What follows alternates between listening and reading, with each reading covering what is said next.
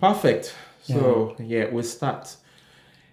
So this is a bit of a dermatology series we're having this month, and this is 1 out of 3, I guess. And we're just going to be talking about, as we said, eczema. Exactly. This topic will be quite good for both the layman on the street and for the healthcare personnel. Exactly. Yeah.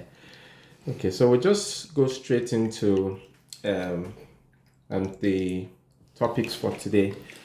So we did talk about the layman on the street, and I'm sure they see all eczema as the same thing. Exactly. Yeah. So every eczema is just the same for everyone. Yeah. And then, however, there are differences, and there are quite a number of different type of eczema. Okay. And then their treatment is actually, there's a principle of treatment to it, which Right. involves using the emollient, the Right. steroid. Okay. Yes, exactly. Okay. And then the steroid is not one kind of steroid. There are different types of steroid with different strengths, with reasons to use them for a particular body Wow. part. So we're going to discuss that one today. So Yeah. I guess it will be good to start from somewhere. Where Exactly. would you like to start from to educate us today? Well, let's start from eczema itself. Okay. Yes, so let's start from eczema itself, and then we can then go into probably managing how best to manage eczema in our day-to-day practice. Right. Okay. Okay, so eczema generally, some people usually use it as dermatitis. Okay. Almost the same. You can use it interchangeably. Okay. Yeah, eczema and dermatitis, and it's quite a common dermatological condition in the practice. Right. Right. People usually come down with skin lesion, and then they have this characteristics presentation. Right. Okay. Of itching, depending on how severe it is. It can be just mild eczema, can be moderate, can be the severe one. Okay. Most times people present with the mild one. They come with dryness of the skin. Right. Yes, itchy, which is quite a symptom that is known for eczematic condition. Right. Okay. Yeah, and then the severe one maybe start having some weeping, and then start having some vesicles on them. Right. Okay. So exactly. for the layman here, Yes. If we're talking about weeping vesicles, what sort of ways will you describe it to the layman? Well, I'll just say, the first one, the mild one will just be, you see this dry skin and it can be itchy. Okay. Yeah, then the next thing, which will be the moderate one, could be maybe weepy. Okay. Now weepy means it becomes erythematous. That means it becomes red. Yeah. It becomes inflamed. Yeah. You see it as if there's an infection going on. Yeah. And then you see it as if there's an infection going on. Yeah. It becomes so worrisome. Okay. When you see it has become so worrisome, then you feel like, okay, this is weepy kind of eczema, and it's kind of the moderate form of the eczema. Yeah. Okay. Yeah. Right. So there's mild, moderate, and then severe. The severe one is when you start having scarring lesion on it. Okay. On the skin, or the eczema has been there for a while, changing into what we call lichenification. That is hardening of the skin. Okay. Yeah, so that's the severe form of the eczema. I'm learning a lot today. Exactly. So so when patients present like that to the practice or to the hospital, we try to put it to a stage or the type of eczema it is. Is it a mild one, the moderate one, and the severe one? Because that one will inform our management. Right. It is quite important. Okay. Yeah. Okay. And then the eczema can occur in any part of the body. Okay. Yeah. And then generally speaking, people often say eczema occur at the flexural parts. When we say the flexural part, maybe the front of the elbow, okay, the back of the knee. Yeah, these are the common parts. However, that is not saying that we can't find it in any other part of the body. Okay. Yes, just as I was speaking to one of my colleagues some days ago, and then he told me about the common presentation in children. Okay. Yeah, he said they're often found on the face and the trunk, which is true. Because when those children present with their parents, you start looking, okay, what could this be? But it's quite common in them, eczema on the face, on the trunk, and then even younger children, you can even see it at the back of the thigh, and then some infants. It's presented as nappy rashes. Right. Yes. Okay. And then so this thing has to be identified so that you can have the proper treatment for them. And for those following us at home, this is our 1 out of 3 series, and we're starting with eczema today. We'll be talking about fungal rashes in our second episode, and in our third episode, we'll be looking at psoriasis. Okay. Right. So when we talk about types of eczemas, and you've said mild, moderate, severe, are there specific conditions related to eczema that we should know? Yes, there are. When we say mild, moderate, and severe, you are just putting it to this is it. The kind of presentation is it coming as mild, moderate, and severe. However, eczema can be in different forms too. Okay. There is what we call atopic eczema. Wow. Okay. Yeah, atopic eczema is from the word atopy. It's just like it's a general name to describe hypersensitivity to a particular allergy or a reaction. Okay. Atopy is just a big word saying that people respond to things in different ways. You understand? Then some people respond to maybe allergies. Allergies could be environmental, any substance that one can have severe reaction to. Right. And then it can come as eczema. Okay. Yes. Okay. It can come as eczema, and then that is atopic eczema generally. And then it can also come as maybe irritants. Okay. Which is commonly found in the hand. Maybe you have your hand deepened into a chemical or water that is not often conversant with. Yes. You start having this skin reaction, and in most cases it's a contact dermatitis. Wow. Okay, that's what's called contact dermatitis. I did hear about contact dermatitis. People saying if you put a wristwatch on your hand. And it could be too. The composition of the wristwatch. The metals. Your skin might not be happy with them. Yeah. So exactly. So you could have reaction. Okay. Exactly. Okay. So those are. We also have what we call a discoid dermatitis. Okay. Yeah. The discoid dermatitis it's not as common as what we say as a atopic dermatitis, because atopic dermatitis we often see it in our day-to-day practice. Right. But the discoid dermatitis, how would you recognize it? They usually come as a kind of a coin lesion. Yeah, okay. Yes, on body surfaces. You're right. Okay. Yes, coin-like lesion on body surfaces, and then they will be red. Yeah. And then they will be distinct. Right. Okay. Exactly. So that's the discoid, and then some people often call it as annular. It has different names. Okay. But the major thing is just recognizing them because it comes as if with a coin-like shape. Then there's also what we call them. There are different kinds of eczema actually. There are some that often occur on the surfaces of the palm. On the hands? Yes. I did see a child with eczema on the hands. I was wondering. Exactly. Is that eczema? Is that something else? Yeah, it could be eczema. Okay. And then this kind of eczema often comes with some vesicles. Start, if you are not too careful, you might start having, could this be another form of skin lesion? But they often come as eczema. Okay. What we call the Pompolix eczema. Okay. Yeah, they often come as that. And then there are actually different types, but in our practice, these are the common ones we see. And I'm quite sure you must have seen some in your practice too. You can tell us more if you. Well, I've seen one or two, and I was like, is this eczema? Is this not eczema? But at the end of the day, I was able to compare it with some of the pictures and found out that it was eczema. So it's called Pompolix. Yes, Pompolix. It's called Pompolix.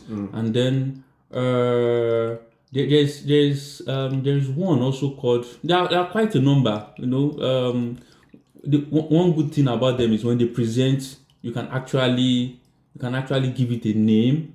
It depends on the presentation. I talked about the atopic eczema because I often see it every day. Yeah, okay. The contact dermatitis, I often see it every day. Yeah. The discoid one, I often see it every day. So there are quite a number of. There was a child we saw that was really unwell. Okay.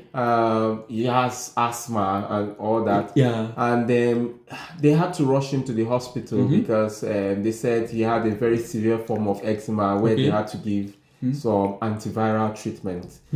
It was said to be he had eczema hepaticum. Is it something you can tell us about? Yes, eczema hepaticum. One funny thing about eczema hepaticum is just like the history you gave.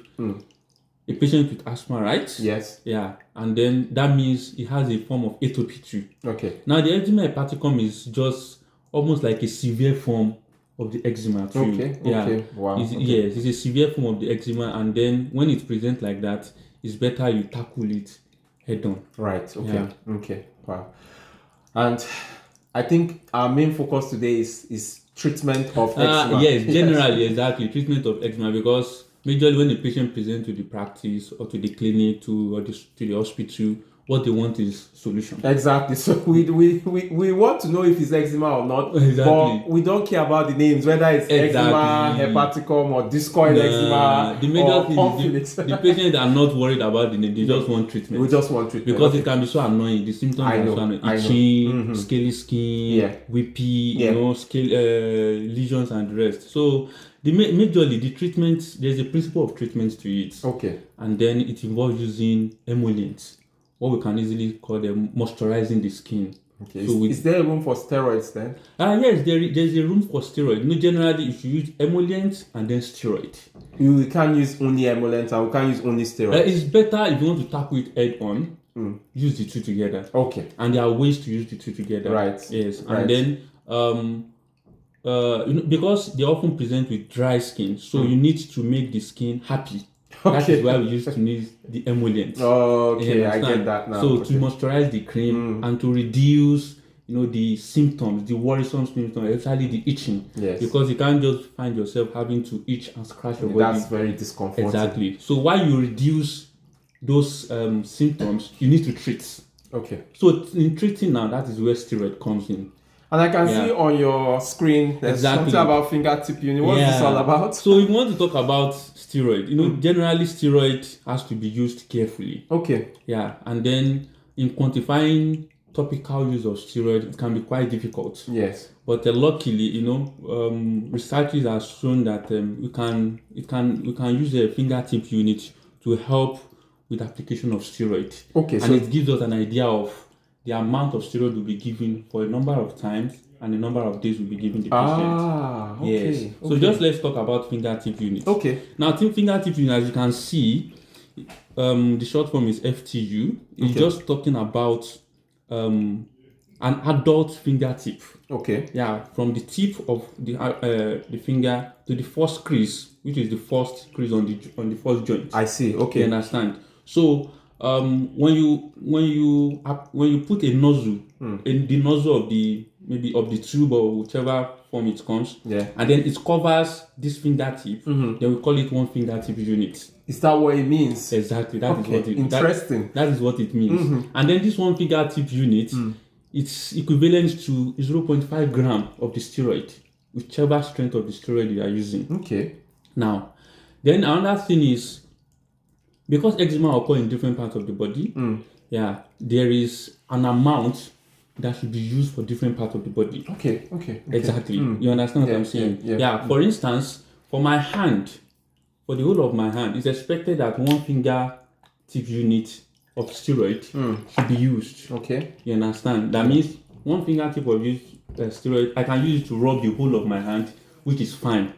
However, because the surface area of my hand is quite small, you can't compare it to the trunk, to the back. Okay. You understand? To the limbs. Yeah. You understand? So that means there are certain amount of the fingertip units that has been shown to be enough for application of these body parts. I see. Yeah, we're going to talk about that because there is a pictorial representation which will give us. Is that the next slide? Okay. Yes. Okay. This is just what I initially discussed. I said a hand and figure, front and back, one fingertip unit is enough. Right. Okay. Yes. So one fingertip unit is size is roughly about 2 adult hands.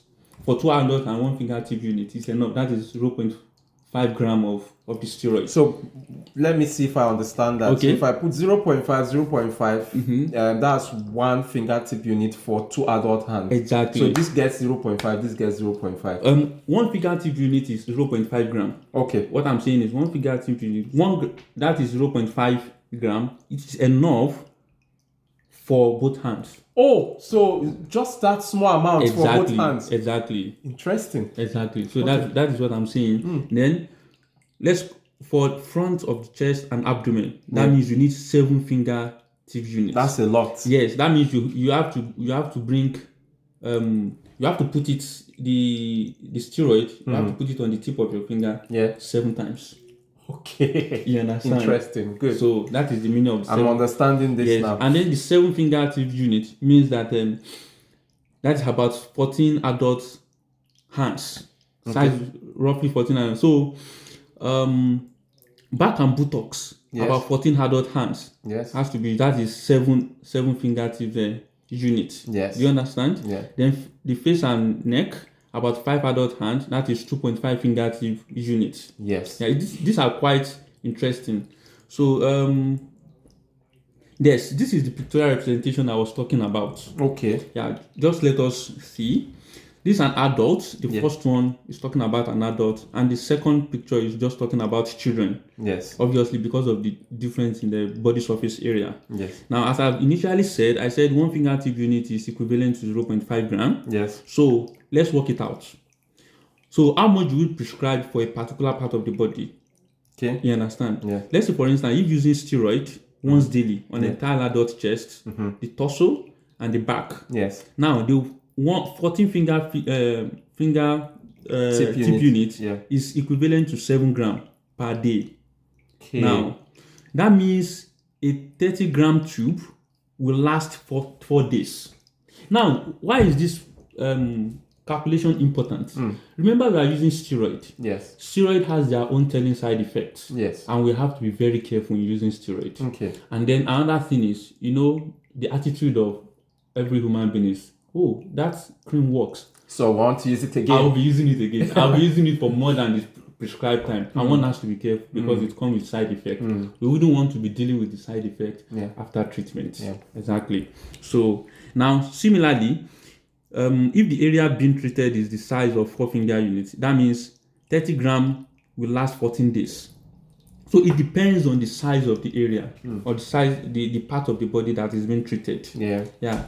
So sometimes it is helpful to know that if prescribing a course and the patient returns with leftover, and how to avoid wastage. Basically, this calculation will help us have an idea of exactly the amount how much to be given the patient. So to prevent wastage. And to prevent even continuous use after the prescribed number of days. That's well understood. Yeah. So we'll be going through some instances, but let's just have a broader look of it. Okay. We'll be talking about steroid now. What choice of steroid do you want to use? Steroid comes in different strengths. And then broadly, some people have placed it as being mild, moderate, and severe. Yes. Or some people will just say mild, potent, and very potent. Yes. Some people will say mild, moderately potent, and different classification.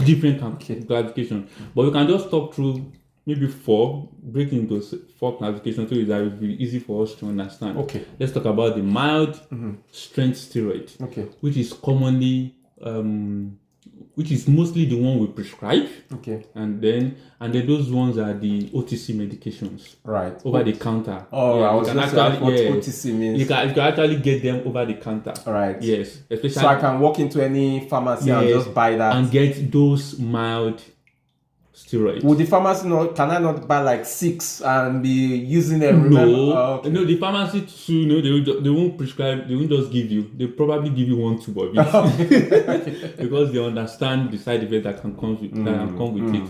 So even the mild form comes in different strengths too. Okay. The hydrocortisone is generally if the formulation is just hydrocortisone, it can come in 0.1%.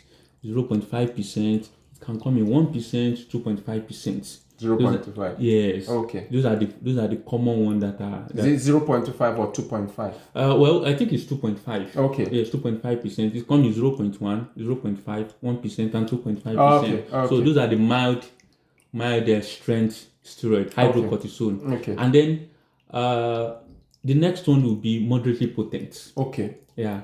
Now, what makes it moderately potent is the strength and the type of steroid that is inside. Okay. You understand? And then the moderately potent, they come in different forms.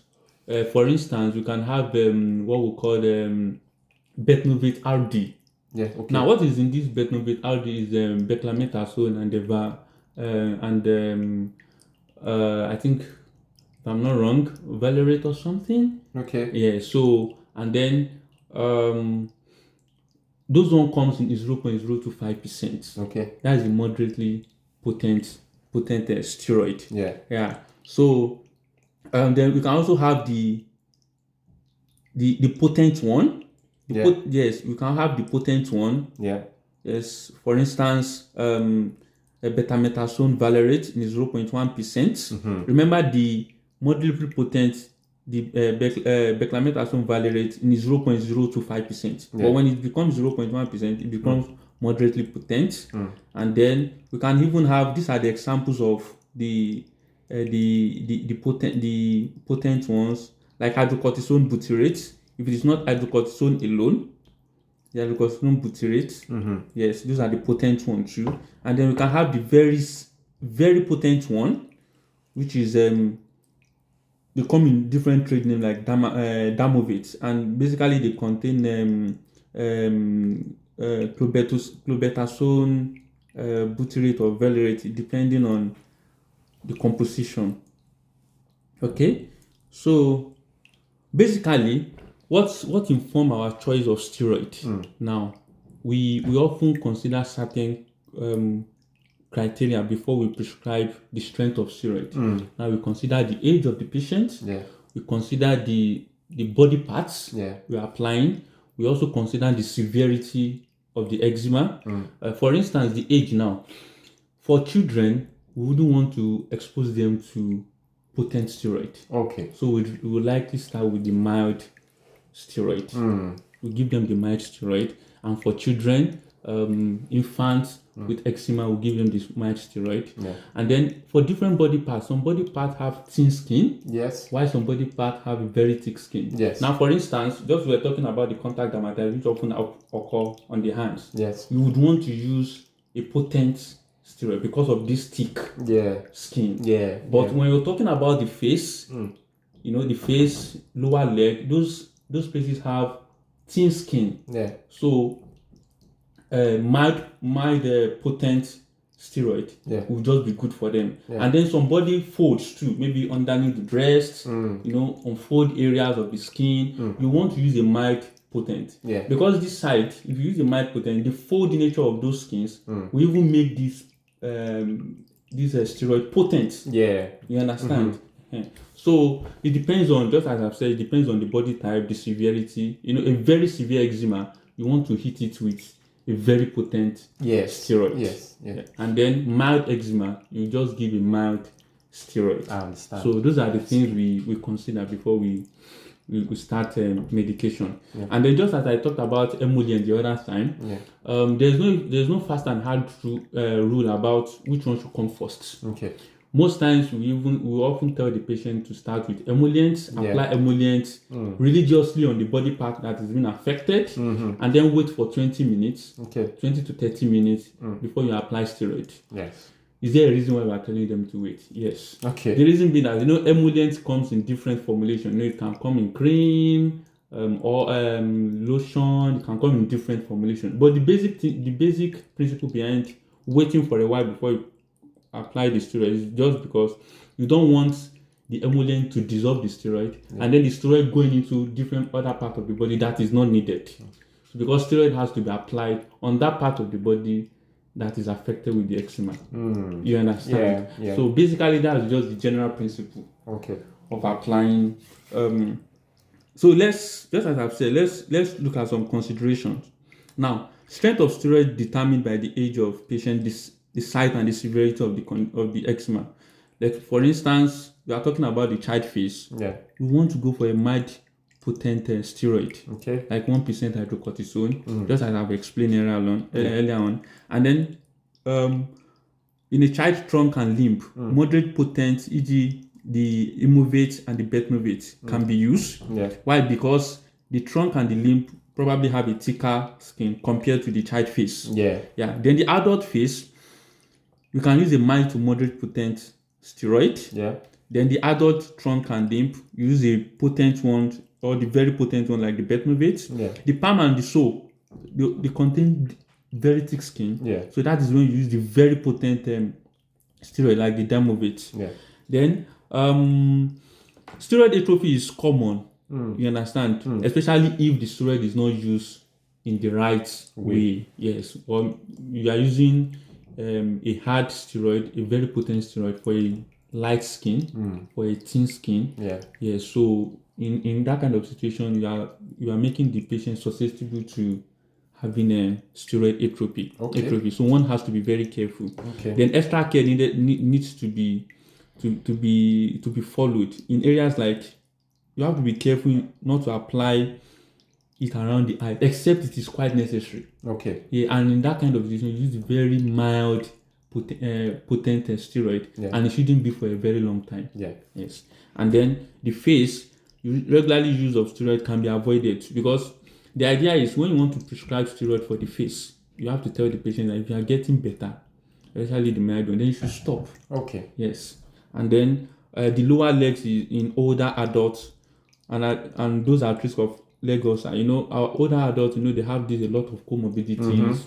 DM is there, autoimmune condition. They have a general, most of them are generally. What do you mean? Immune compromised. Yeah. So in that What's the meaning of DM? Sorry. It's okay. Diabetes mellitus. Sorry, viewers. I'm so sorry. That's diabetes. No, sorry. That is when there is a poor control of sugar, which is quite common in the elderly. So in that kind of patient, you have to be careful about use of steroid. Yes. So, generally, just this slide is just talking about eczema generally, and how to and then also it's worth knowing that there are some formulation that comes with combination of steroid and antibiotics. Mixed. Yeah, mixed. So comes with steroid. Do we use antibiotics to treat eczema? It is not common in all cases, but when the eczema has some secondary infection, so you might want to consider adding antibiotics to it. So in that kind of situation, you might want to use a formulation that has both steroid and antibiotics in them. So basically, the complete emollient therapy to the whole skin every day. Emollient is very important in eczema management. And then use of steroid cream ointment for a flare. Then the weekend steroid regimen. This is quite funny. Weekend steroid regimen is just talking about when you have a patient that has been coming to your practice or to your hospital with eczema. Often, every now and then coming, doctor, have this skin condition, and you are quite sure it's eczema. So in that kind of patient, what you can do, you can try a weekend steroid regimen. What this is saying that in a week, consecutively 2 days of a week, the patient can apply steroid. Maybe twice, 2 days of a week. The patient can apply steroid. In this way, you are preventing the reoccurrence of the steroid. So because of the 2 days, is named weekend steroid regimen. So it could be any of the days of the week, but it has to be consecutive. If you want to start on a Monday, it has to be Monday and Tuesday every week. And that is enough. Yes. And then topical calcineurin inhibitors. These are just used for severe form of the steroid. You can add those to it. And then you should consider a routine management plan. Now, when you talk about a routine management plan, if you want to use the steroid for a number of days, you have to explain to the patient. You can decide to use it for 7 days. Some cases you might decide to use it for 14 days. And then when you start with a very potent steroid, there are rules, or there is a chance, or there's an allowance to start when you are getting better. You can start coming down with from the very potent one when you are getting some treatment, because you wouldn't want to stop steroid abruptly. So you can start from the very potent when you are getting getting better, go down to the moderately potent till the mild potent steroid. So you can actually taper down the strength of the steroid when you are getting better with the treatment. Right. Yes. And then these are examples of emollients, zero base, zero dam, hydromol, which are commonly used in the practice. Yeah. And then you can use soap too. Yes, they are a form of emollient too. Okay. And then so we should prescribe emollients generously. Basically, we should prescribe them generously because it holds an important part So this was what you were saying. Yeah, this is an example of an of a hand eczema, which is most likely a contact dermatitis. Right. And then in this kind of patient, just like you have to hit it hard with steroid. Okay. Because the skins are hard. Yeah. And then we often use our hand for a lot of things. Of course. Exactly. Yeah. So seeing your hand with very funny skin lesion, you wouldn't want. So you want to hit it hard. Yeah. So that you can get fast relief. Also, the use of glove. The idea of the use of glove is that when you apply steroid and you also use glove, it makes the steroid potent, and then it makes the absorption of the steroid by the skin even better. Okay. So that you can have a better experience of treatment. Yes. And then emollient has to be used too generously. Yeah. And then you should consider ointment at night with cotton glove. You know, when you want to sleep, you can just apply the ointment. Use your glove so that you can have better exposure to the steroid, and then you have and then very potent corticosteroids are used, just as I've initially said. Okay, we would have loved to talk about this, but that would be in our so that's the next thing. So you give them an appetizer. Exactly. Acne. So viewers, I'm sure you're enjoying this series. Acne is one of the things we'll be discussing next. We want to thank our Dr. Dermatology himself for coming over to educate us a bit. You could leave your comments, ask your questions, and there will be another series coming up in a week. And we want to sincerely thank you for coming on to the show. Thank you very much. If you are new to our channel, please subscribe, like our channel, and we'll be back. Okay. Thank you. Thank you. Yeah.